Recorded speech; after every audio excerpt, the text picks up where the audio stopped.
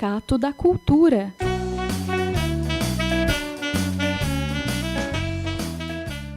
Arte e cultura no Vale do Paraíba.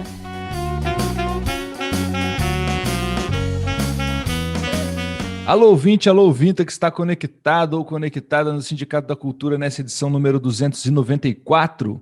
Estamos indo ao ar pelo SINDICT, o Sindicato Nacional dos Servidores Públicos Federais da área de Ciência e Tecnologia do setor aeroespacial daqui de São José dos Campos, que manda para toda a galáxia este programa que apoia a arte e a cultura aqui no Vale do Paraíba.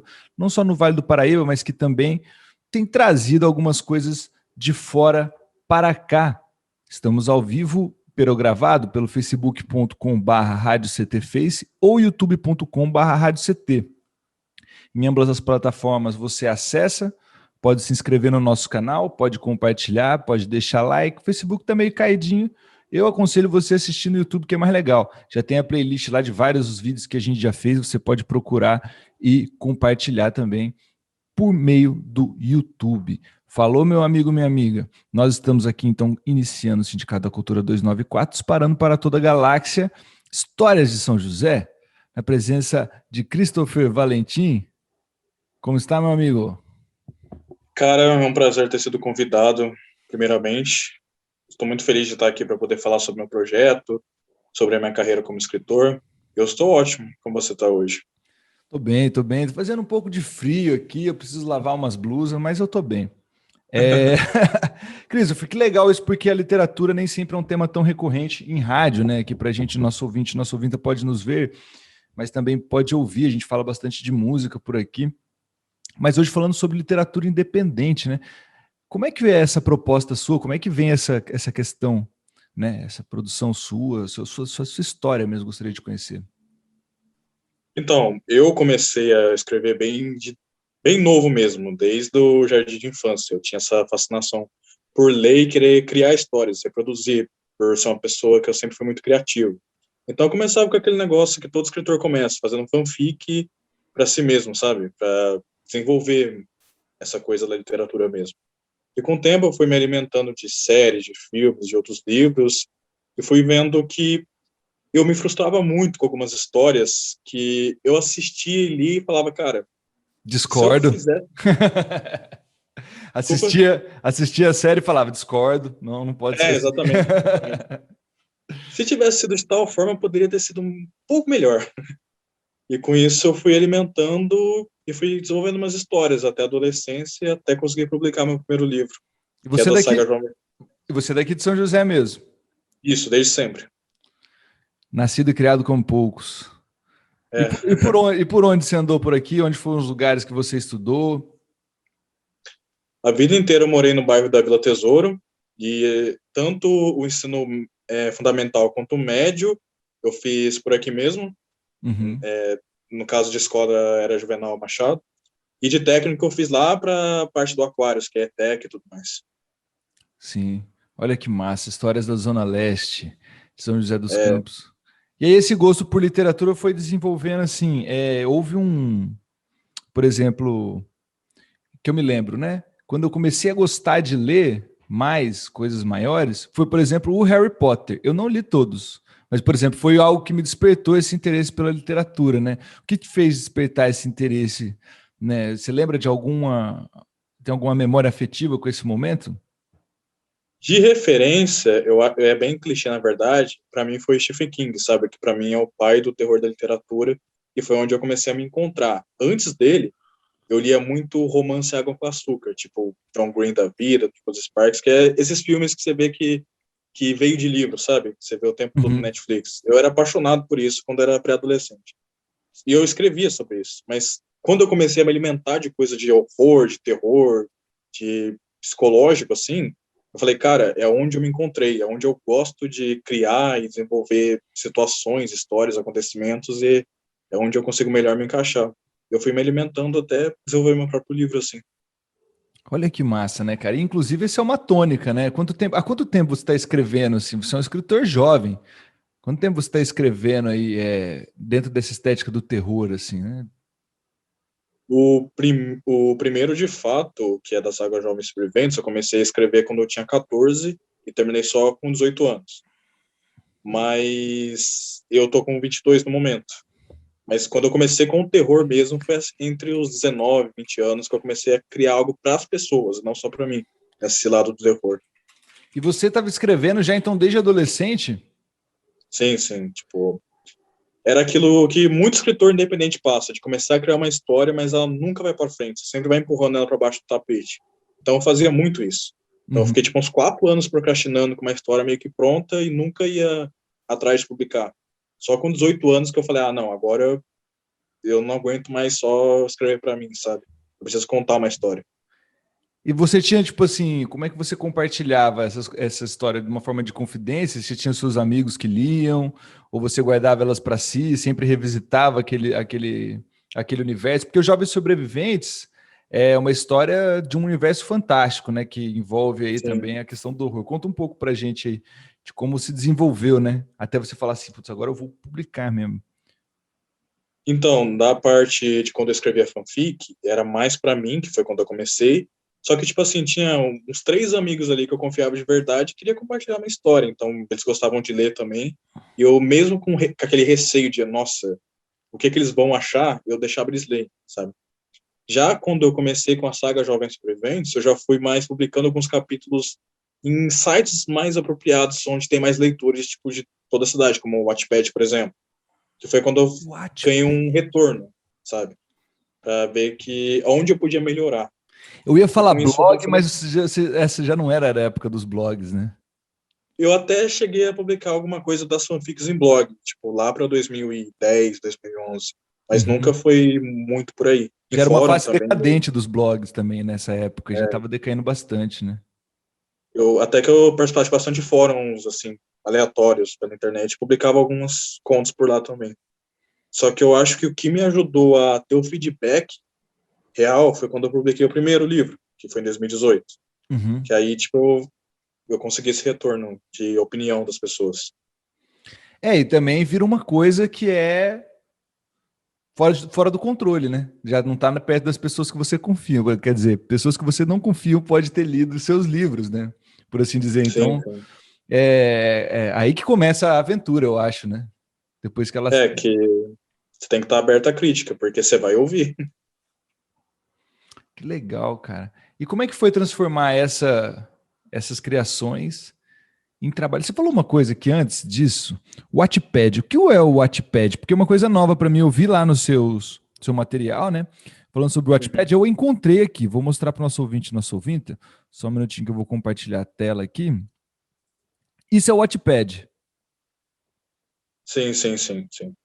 Então, ele no caso do Jovens Sobreviventes, eu postei nele 10 o livro tem 48 capítulos, o primeiro. Uhum, Desses 48, eu postei 10 meio que para as pessoas terem um gostinho do que é a minha leitura, a minha escrita, no caso, sabe?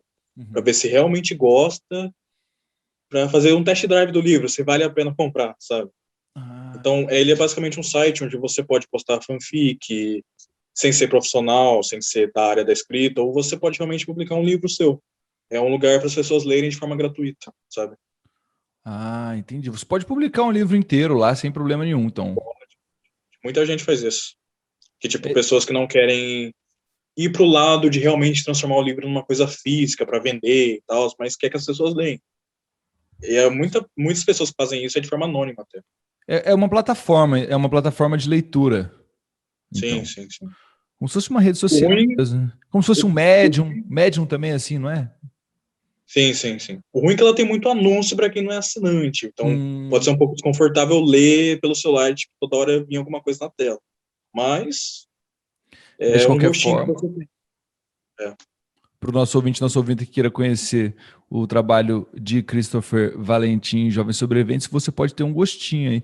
E aí, 2018 que você lançou o seu primeiro. Ah, vou deixar compartilhado lá, porque a gente já mostra aqui também na Amazon. Ó. O, Esse é os Jovens Sobreviventes. sim, sim. Então, no momento da saga, tipo assim, por exemplo, nesse Wattpad, desses dez capítulos que é tipo meio que o prólogo do livro mesmo. Teve bastante retorno, tipo, eu consegui 5.000 leituras no aplicativo, é bastante até, Uau. comparado com os livros físicos que eu já vendi. Na Amazon eu não tenho tanto retorno porque eu acho que é uma plataforma que essa parte assim de e-book pelo menos não desenvolveu tanto.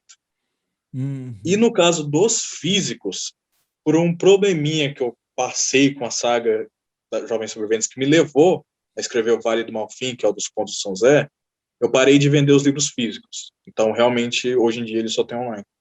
Entendi. Então, os livros dos Jovens Sobreviventes têm apenas online por hora.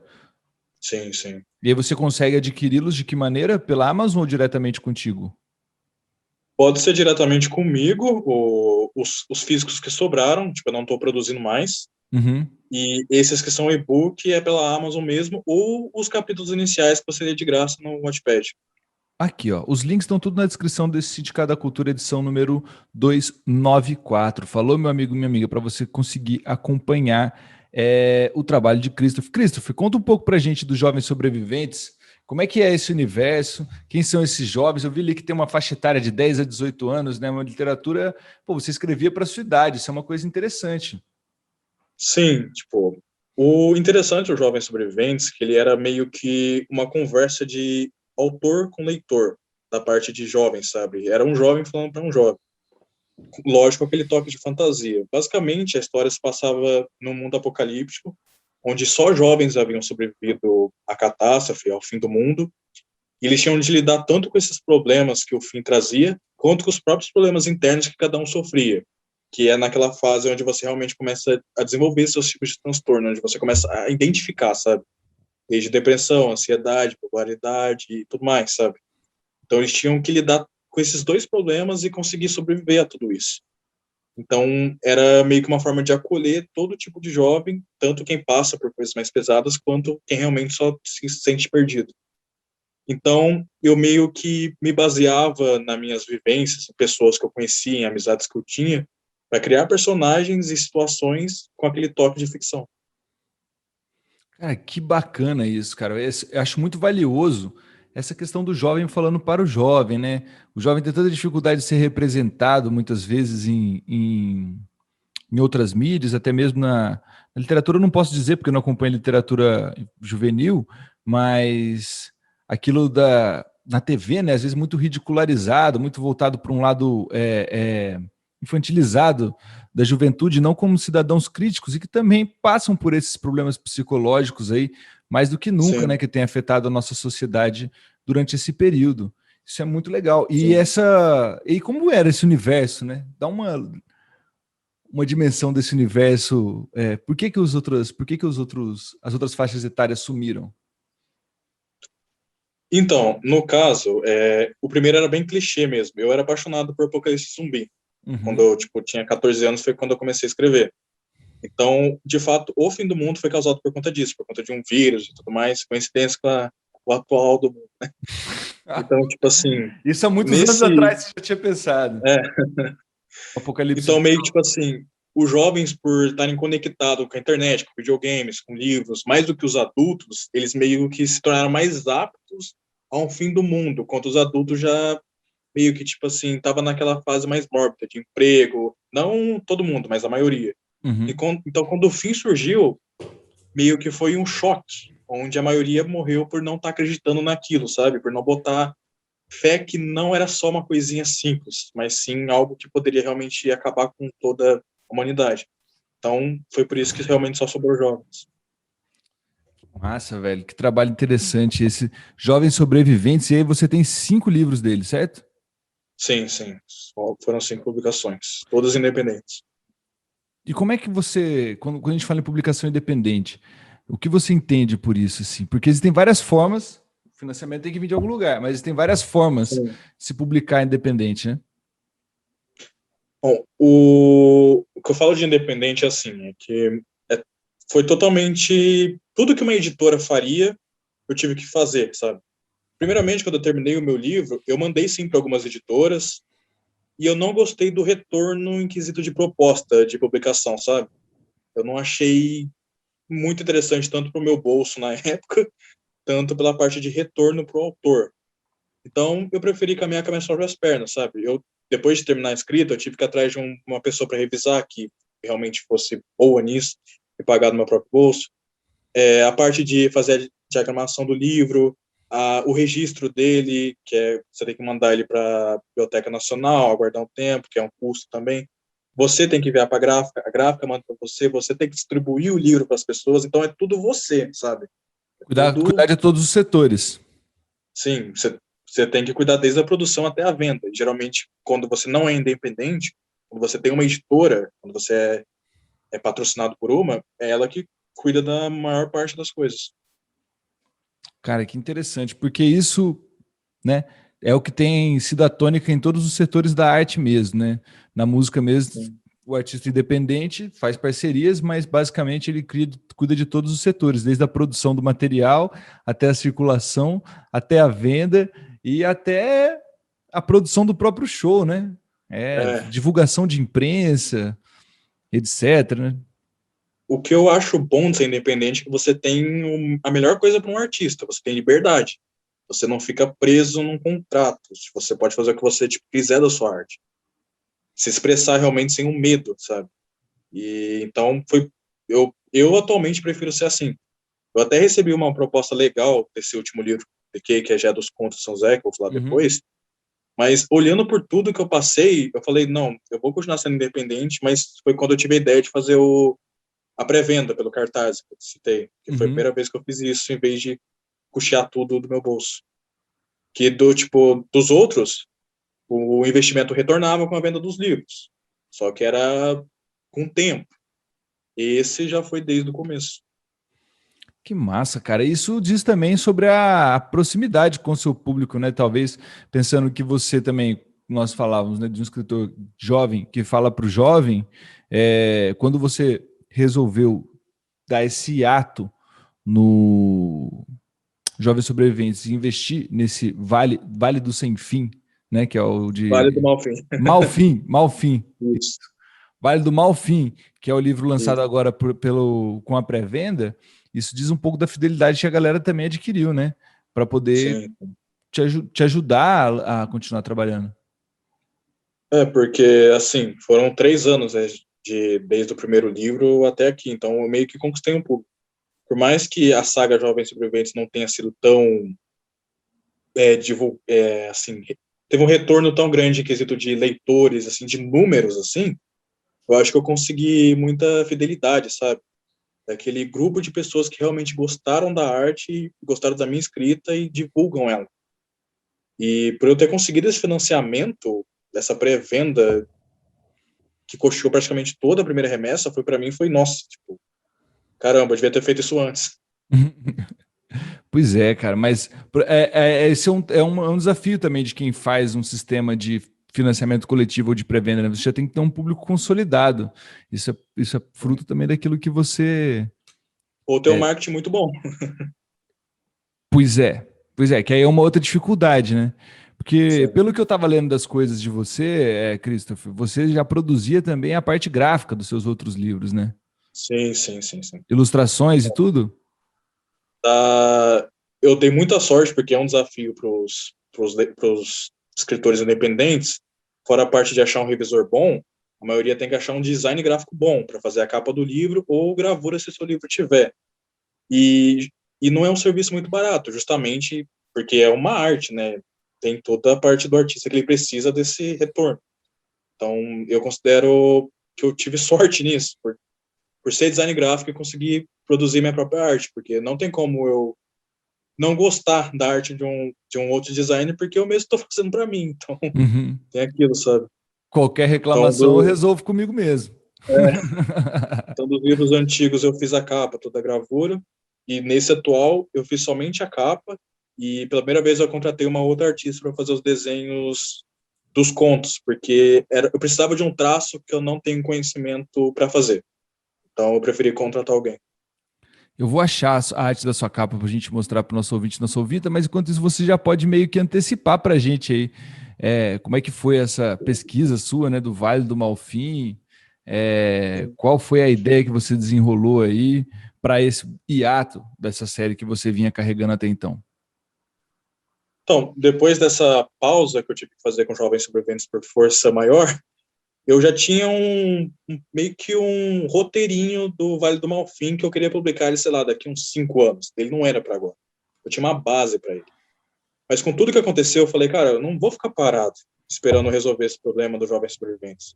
Eu vou continuar escrevendo e vou usar o que eu já tinha, que era um roteiro. Aí eu peguei esse roteiro e comecei finalmente a trabalhar ele, que foi em novembro do ano passado. Comecei atrás de fazer pesquisa, tanto virtual quanto pessoalmente, com as pessoas mais de idade da cidade que conhecem melhor a história daqui do que qualquer outra pessoa. Conversando com pessoas que trabalham na parte de museu daqui de São José dos Campos, da parte tanto da Igreja de São Benedito também, que tem o próprio museu de lá. Fui conversando com pessoas que entendiam disso, sabe? Então, esse livro do Vale do Malfim, ele tem 50 contos. Desses 50, boa parte são contos que realmente existem em São José dos Campos, que são contos conhecidos por pessoas mais de idade ou quem tem gosto por isso. Outra parte foi que eu presenciei realmente, ou que pessoas próximas de mim presenciaram e me contaram. E um ou outro foi que realmente criei, que eu tive vontade de também passar a minha parte criativa para isso. Cara, que bacana. Então, existe as histórias e lendas de São José no livro. Também existem as histórias que você presenciou e também Sim, as histórias que você criou. Ó, vou mostrar sim. aqui os Eu tô leitores. até Oi? com ele aqui, inclusive, também do meu lado. Ô, mostra pra Não veio gente ele, aí, mas rapaz. a capa dele é essa aqui. A capa Que é foi uma tu que capa mais fez. suja, que lembra um livro antigo, mas assim mesmo. Daí por dentro dele tem a parte dos contos, por exemplo, que são as gravuras que eu tive que contratar essa artista para fazer. É mais tipo, de um lado tem um Ah, é conto, um do outro lado tem desenho a arte, mais. sabe? Sim. Que é mais na parte que eu realmente não manjo de fazer. Do Então, desenho, né? Tem bem desenho mesmo. Quem é a artista que eu que sou, fez contigo? ela chama Maria Eduarda. O nome de artista dela é Mad Morph. Mas, tipo, ela para mim, ela manja muito de desenho assim, sabe? Olha, muito bonito mesmo. Mais cartunesco pro terror. Então, eu sou artista gráfico. Então, para mim, foi mais complicado. E legal que se ir no seu Instagram, vou compartilhar a tela aqui só um minutinho. Tem aqui os leitores e leitoras, né? Esses foram Sim. os colaboradores dessa primeira remessa. Boa parte deles, sim. Alguns começaram não fizeram parte da pré-venda e quiseram adquirir depois, os que tinham sobrado. Que eu pedi mais do que tinha custeado, porque passou um pouco do valor que eu pedi no cartaz, no caso. Eu aproveitei para pedir mais livro. Porque teve muita gente que colaborou com valor acima do que era, tipo assim, o mínimo ali, sabe? E ainda tem? Ou já Ainda acabaram tem, ainda todos? tem. Dessa primeira remessa ainda tem 5 livros. Eu vou pedir outra remessa no mês que vem. Ainda é possível adquirir, hein, o Vale do Ainda Malfim para assim, você conhecer as histórias aí do Vale do Paraíba e as também criadas. Aqui, ó. Segue ele no Instagram, meu filho, minha filha. Autor Christopher Valente. é Valentim mesmo que Isso. cortou aí. É, TIM, certinho, exatamente nas letras. Que massa, cara. E aí, você podia dar um destaque assim para alguma das histórias que você, por exemplo, como você escreveu para o público mais jovem, o público mais velho das histórias mais antigas, por exemplo? Eu posso dar exemplo dos dois. Dos mais velhos, que eu acho que é uma das histórias que eu mais ouvi o pessoal falar, é do caso do pé de bode do Casablanca, que era uma balada que existia na Vila Industrial, que eu, como jovem, nunca tinha ouvido falar na minha vida, que tinha uma balada ali perto do tiro de guerra, sabe? Do Hospital da Uhum, Vila. uhum. Então, tipo, eu vi das pessoas que eu pesquisei, dos mais de idade, tipo, 5 deles falaram sobre isso. Eu falei, cara, eu nunca ouvi falar sobre isso. Eu moro aqui há 22 anos. Eu nunca ouvi falar. Então, esse conto do pé de bode, ele é mais para das pessoas mais antigas. Aham.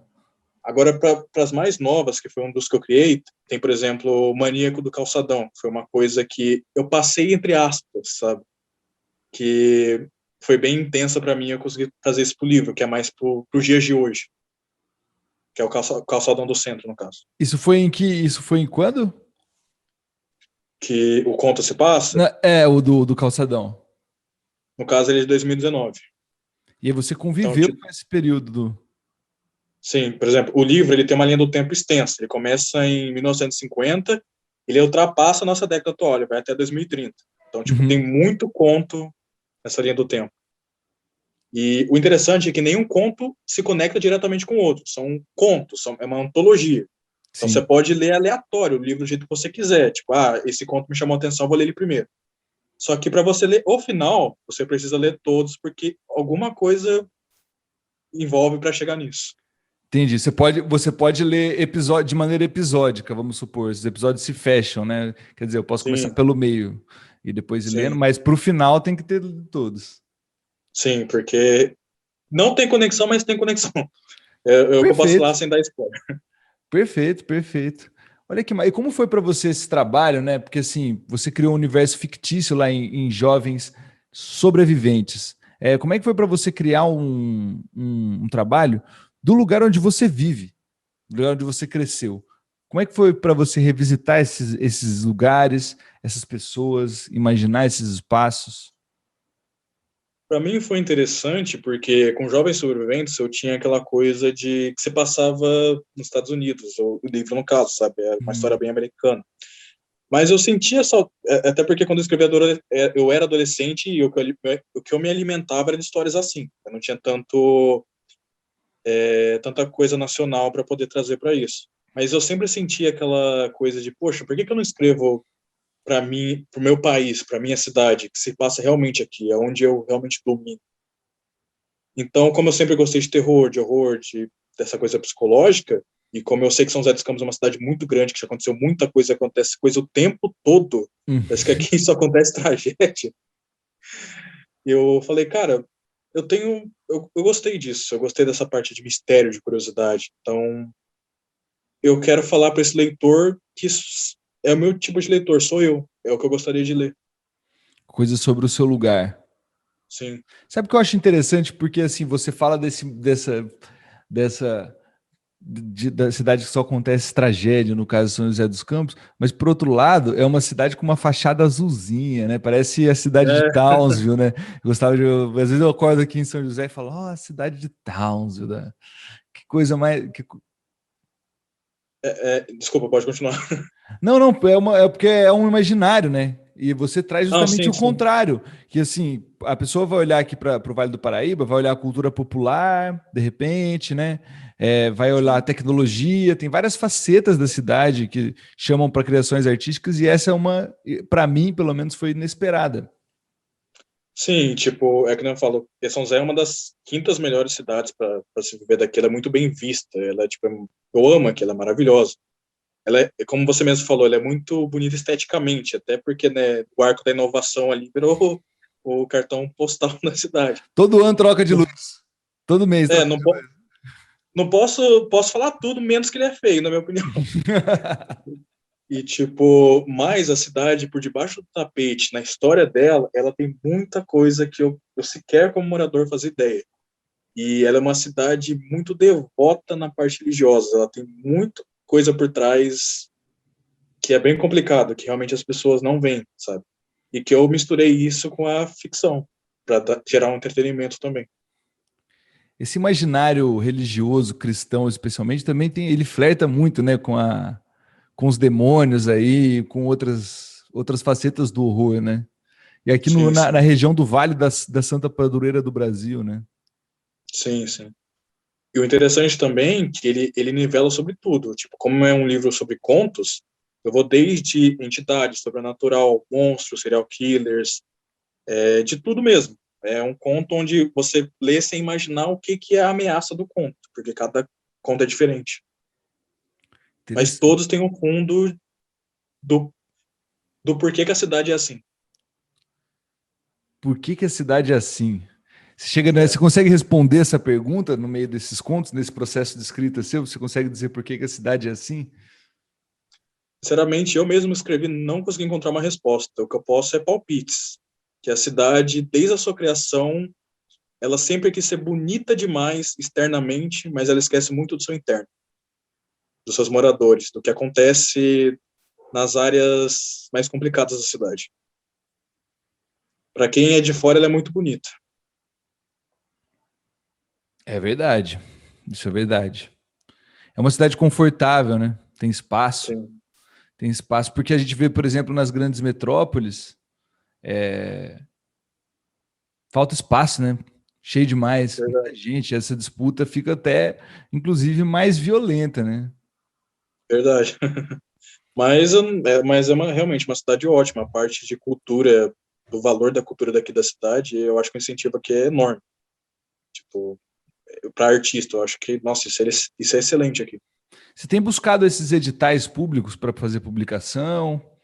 Tipo, o Fundo Municipal de Cultura, acho que tinham de publicações independentes, primeiras publicações. É que você já publicou, no caso. Mas eu, particularmente, nunca fui muito por atrás, sabe, realmente, Uhum. de, de pesquisar sobre isso. Eu realmente É um deveria, mas viés bem realmente, burocrático. sim, é que realmente, pelo menos atualmente, eu vejo essa carreira literária mais como um hobby, sabe? Então eu Assim? tento, ainda mais por ser independente, eu tento fugir um pouco daquilo de burocrático, obrigação, ser muito, como posso dizer, muito difícil, sabe? Gosto de levar mais como uma diversão. O quanto mais fluido, melhor. Eu consigo me expressar melhor como artista, assim. Faz total sentido, faz total sentido. Porque a coisa mais difícil é você pegar aquilo que você produz com todo o seu coração, com todo o carinho, e tentar transformar aquilo num produto à venda, né? Eu tava até...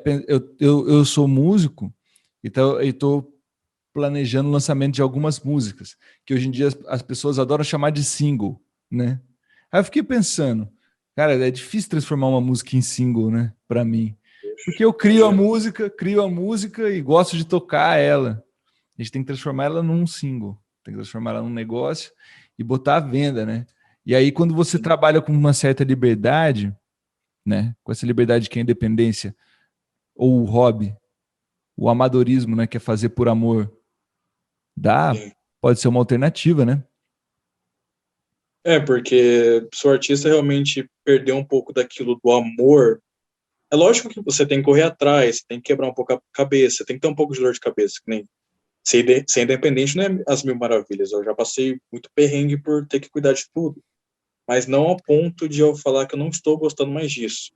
Eu acho que a partir do momento que você vê isso como uma dor de cabeça e não como algo que você ama, aí realmente acabou.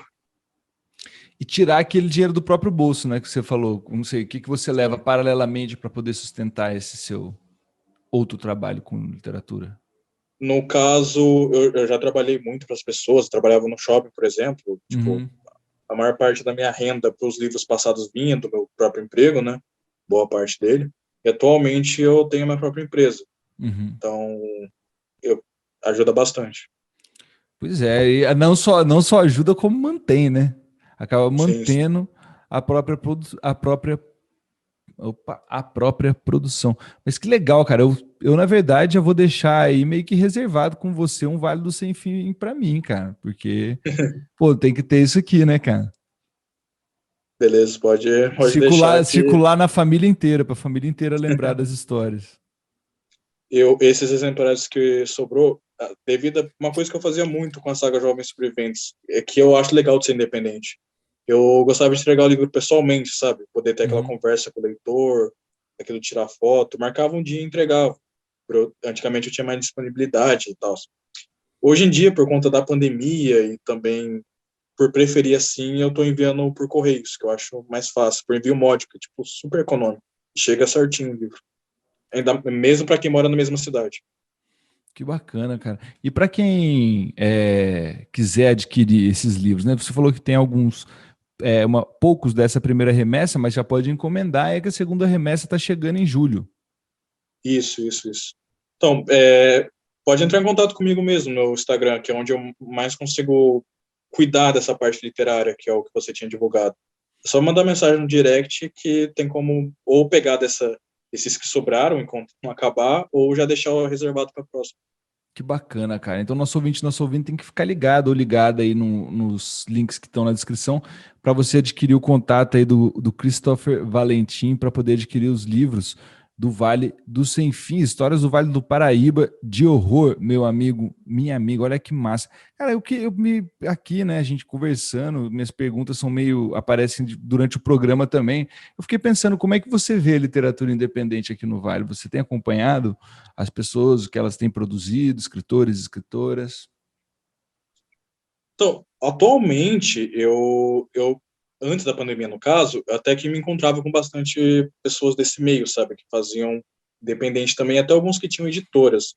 em eventos onde você ia para poder vender o seu próprio livro, sabe? Eu fiz bastante com Jovens Sobreviventes, tinha bastante evento do tipo no Parque da Cidade. Uhum. Eu até tinha um contato maior, mas atualmente, eu acho que devido à pandemia, eu não ando vendo muitas pessoas que eu conheço divulgando, que já tinham livros, ou novas pessoas surgindo. Então, não sei realmente como tá tudo isso no momento, sabe?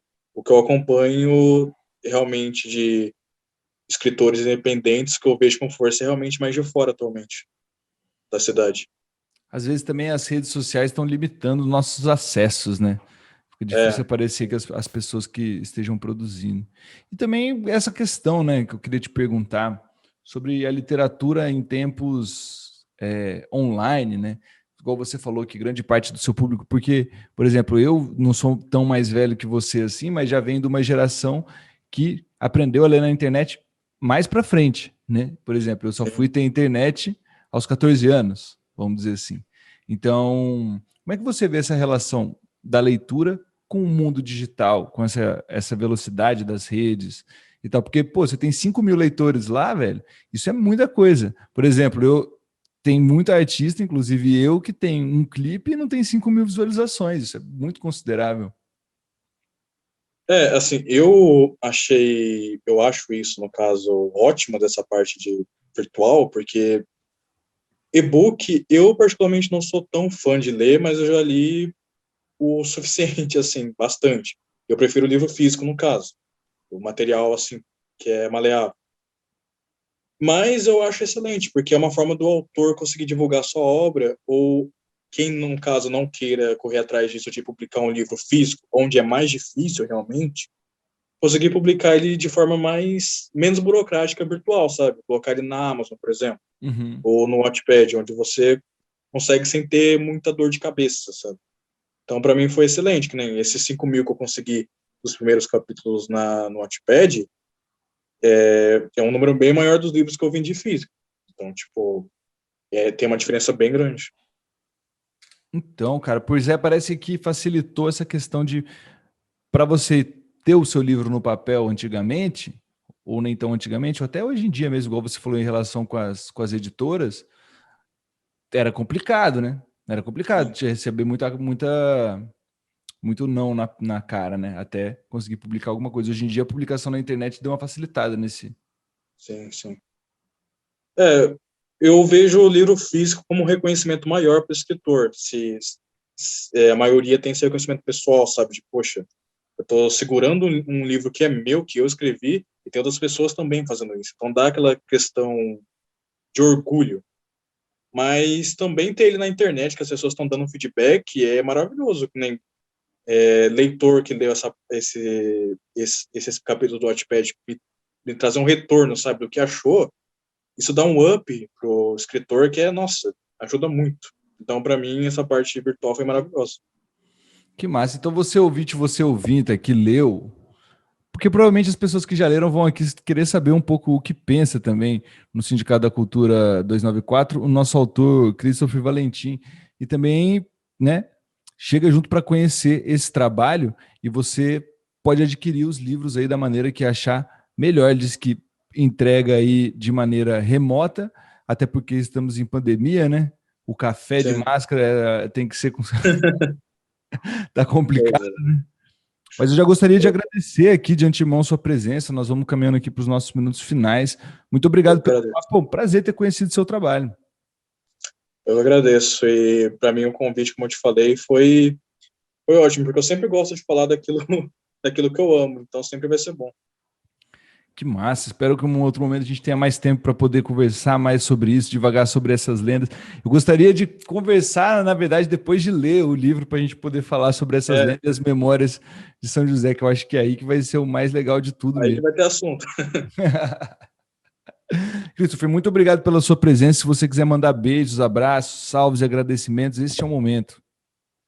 Cara, primeiramente eu agradeço a todos os meus leitores que me acompanharam durante esses 3 anos, desde que eu publiquei meu primeiro livro, e fizeram o Vale do Malfim existir, porque sem eles eu não acho que seria da mesma forma.